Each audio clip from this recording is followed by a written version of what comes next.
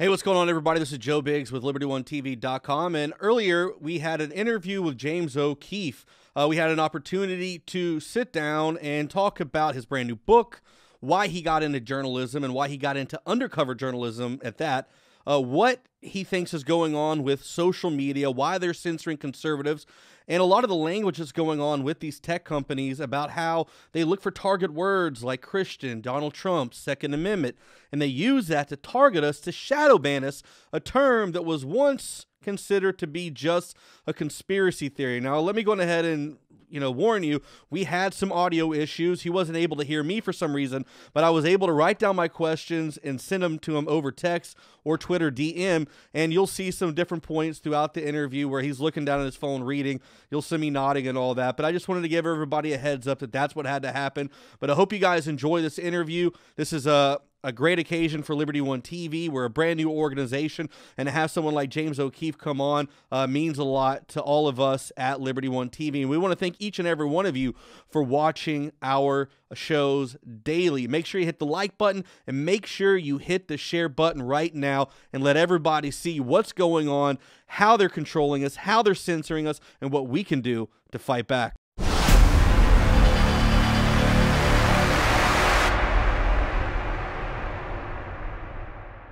Hey, what's going on, everybody? This is Joe Biggs with LibertyOneTV.com, and today I am proud, I'm excited to have on my good buddy, James O'Keefe of Project Veritas. How you doing, man? And tell us about what's going on now with these brand new revelations about Twitter, about their executives, about their employees coming out, spying on our direct messages, cooperating with the Chinese government. There's so much going on. Let's just go ahead and start off with that.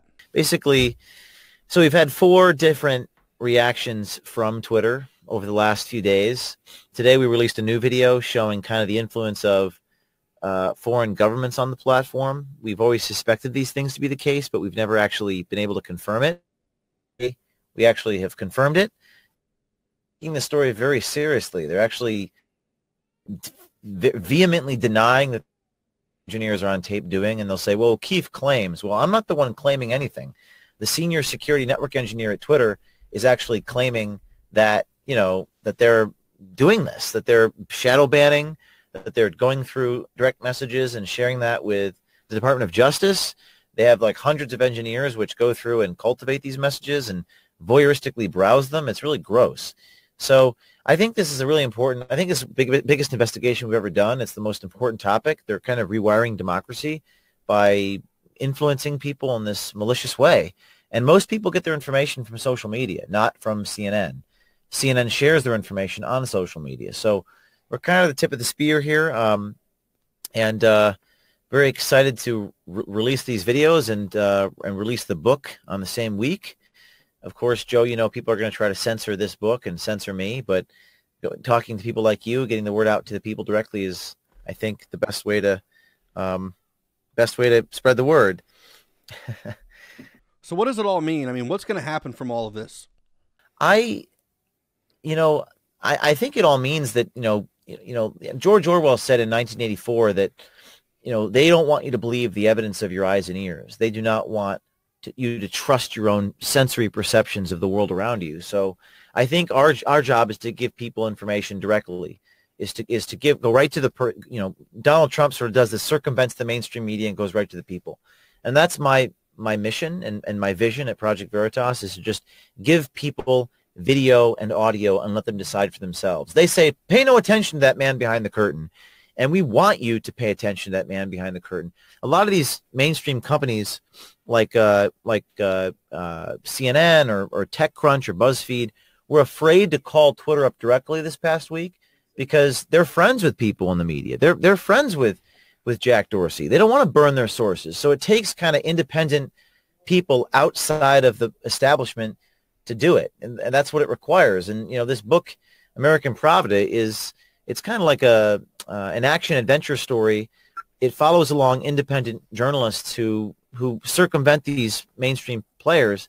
But it also requires a lot of moral courage, Joe, to buck the system and to go where no one else is willing to go, to fight with people who buy ink by the barrel, to fight with tech people who can censor. I thought Twitter was going to ban me. You know, and I actually said that before the video, if they ban me, go to my website.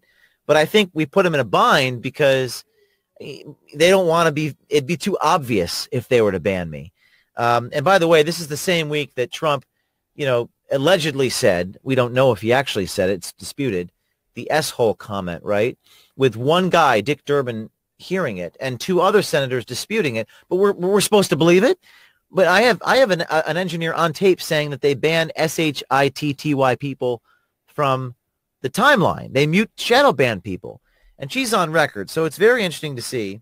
As regards to, you know, will Twitter and Facebook straighten up and allow its users to operate on an equal plane? Will they straighten up? They will not straighten up, Joe, unless we put pressure on them, unless the citizens put an overwhelming amount of pressure, tweeting at Jack Dorsey and demanding that he make his algorithms public. I can't believe they haven't fired their engineers yet. I know that one of those guys may have had their account deleted, but I'm not sure what, you know, we have to put pressure on these people. We have to keep the pressure on. And part of the problem is that it's hard to shame them. It's hard to shame them because they don't believe in the same sort of things that we believe in. What can the citizens do? Share the videos. I think that, you know, the videos were trending. Shadow ban was trending a few days ago. And the funny thing is they were actually shadow banning the trend shadow ban because it had like 60,000 tweets and it was not even ranked high up in the pecking order on the timeline. So, but what people need to do is they need to keep tweeting the videos out. They need to put pressure. They need to call up Twitter. They need to tweet at Twitter, just like they did in the presidential election with these Hillary Clinton videos. Those videos prompted Bob Creamer to resign, Scott Fogel to resign, precisely because users put pressure on these institutions. And it's not an easy solution. It's not like we can trust our media, but it's happening. This is the Great Awakening. This is the hashtag today, the Great Awakening, where you have meme warfare, you have independent citizens who are tweeting out these videos, and it's a sight to behold. Let me look at your next question here. And if you guys are just now listening, I don't think they're going to straighten up without us putting pressure. How do we get started? You know, I've been doing this for now, let's see, 2004 is when I got started. So 13 years I've been doing this. And I was reading the New York Times every day, and I was so disgusted by what I read and what I heard in the pages of the New York Times, I decided to become the media. It wasn't enough to just complain about the media. You have to do the job. And I love to write, and I when I wrote this book, I do enjoy writing, but I think what I enjoy more than anything else is getting the story, is confirming what we suspect to be true, you know, because we have these suspicions, right, about the world around us. We suspect the people in the IRS are targeting us. We suspect that people inside these media corporations have a malicious, partisan agenda. We suspect that Planned Parenthood is breaking the law. We suspect that Acorn is helping criminals obtain loans like pimps and hookers. We suspect all these things, but it's another thing to get them on tape. And I met Andrew Breitbart, you know, in 2009, and one of the things he taught me was that we're going to be held to a standard that's ridiculously high, and we have to live to that standard. It's not fair.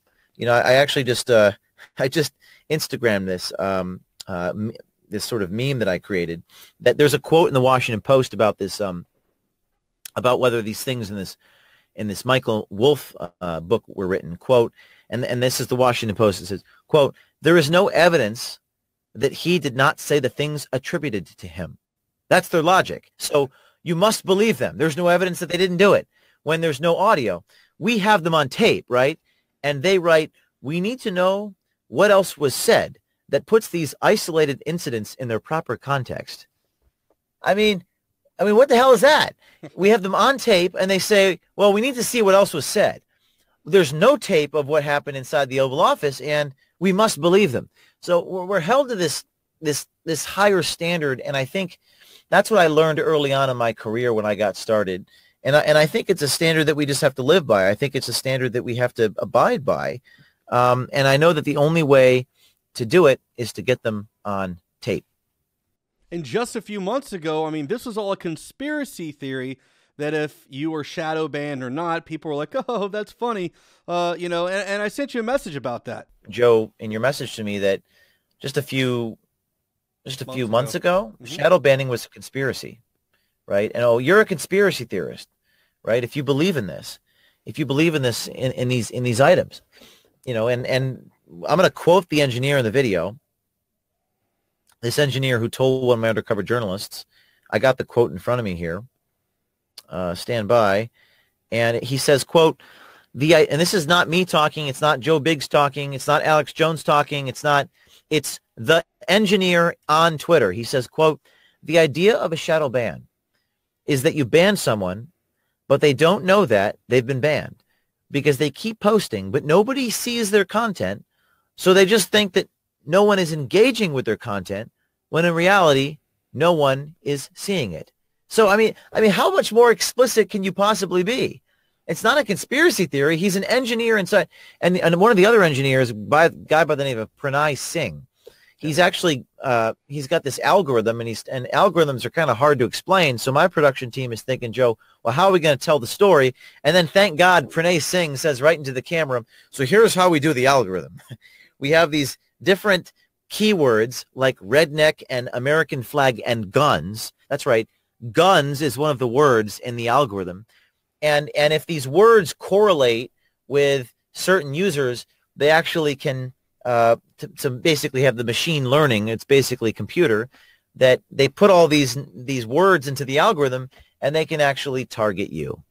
And the sad part is that they're not banning your account. They are making it so that it doesn't show up on your user's timeline. So, I mean, this is not Nazi. These are not Nazi keywords, not white supremacist keywords. It's just Second Amendment, American flag. That's right, American flag. I'm sure there's an engineer at Twitter that's reading along, seeing what there's probably some guy in Silicon Valley like browsing. Yeah. Apparently, they have 300 engineers inside Twitter. This is according to the network security. 400 engineers look at dick pics. I can't make it up. And then the media goes, O'Keefe claims 400 engineers. I didn't make the claim. No. It wasn't me. It was a senior network security engineer. Okay, next question. How do you know if you're being shadow banned? How do you know this? Unfortunately, ladies and gentlemen, you do not know, because unless I can get in the building, which would be unlawful, I can't break the law as a journalist. I can't get inside the Twitter headquarters.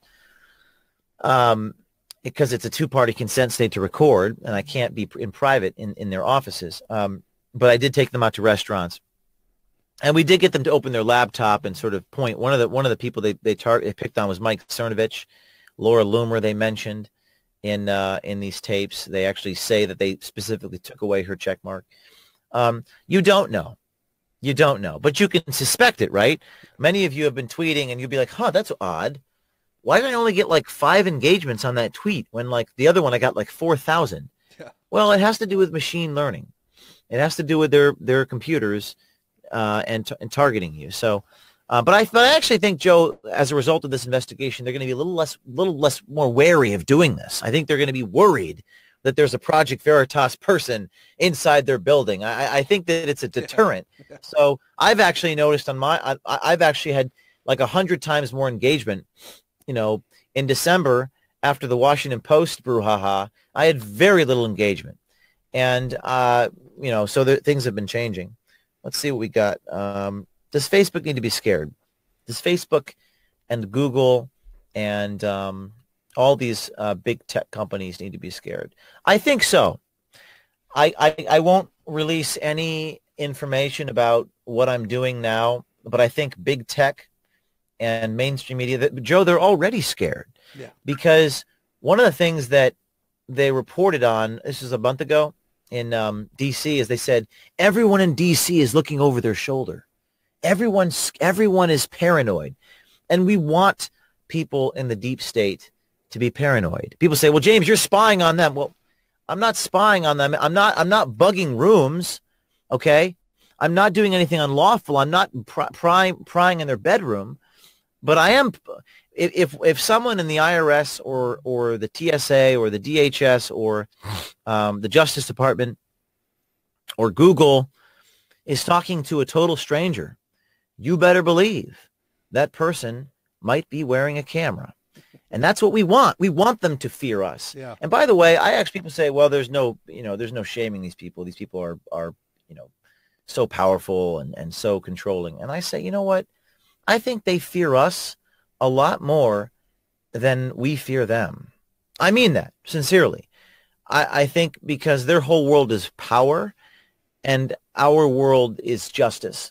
And I talk about in this book, American Pravda, about the moral courage that's required to do it. But, it is something that can be done. It is something that is being done. Let me see what you got here. Being one of the things you asked me is being one of the only reporters actually doing their job. How does that feel? And why is China interested in Twitter? So being one of the only reporters that does their job, I've been reading a lot about the 20th century and a lot of journalists who used to do this type of thing. There were a lot of ballsy journalists in the 20th century. There aren't many these days who do this, because I think the problem is that the media has been consolidated, and it's not just politics, it's also economics. It's very expensive to do this. It's very dangerous. I get sued a lot. I'm going to federal court next week with Bob Creamer, who's going through the discovery process. I can't wait to do discovery on one of Barack Obama's best friends in litigation. I can't wait. And but I think it's very humbling. I think I have a great responsibility. It's not just me. I have this great team. Joe, you've met some of the people on my team. We've got dozens of undercover people. We've got producers and we've got lawyers. We've got a great team here. One of my colleagues is standing right there, Marco. And, I think it's very humbling because we get thousands of messages from people who say, please go to Wichita and expose the teachers union. Please come to Seattle and expose this. There's just no one doing it. So it's like this very profound responsibility to do the job. And I'm going to be spending the rest of my life doing it. I'm never going to stop. I have faith that if I were to be inundated with 100 lawsuits and all these things, that the people of this country would just have my back and we could raise enough money to continue. That's really what it is. It all comes down to that. This latest video, cooperating with the Chinese, check it out. It's on projectveritas.com. And buy the book American Pravda. American Pravda is out in bookstores today. And, it's a great book. It's a great read. It reads like a spy thriller novel, like an adventure story. There's no opining, there's no opinion. It's all first-person perspective, being one of the citizen journalists who made an impact in the 2016 election. And Trump mentioned us in the debates with Hillary, which was awesome. So anything else, Joe? Or that's it, man. Thank you. Thanks, Joe. Apologize for the sound issues, but I appreciate your support, and I look forward to coming back on. All right, man. Thank you.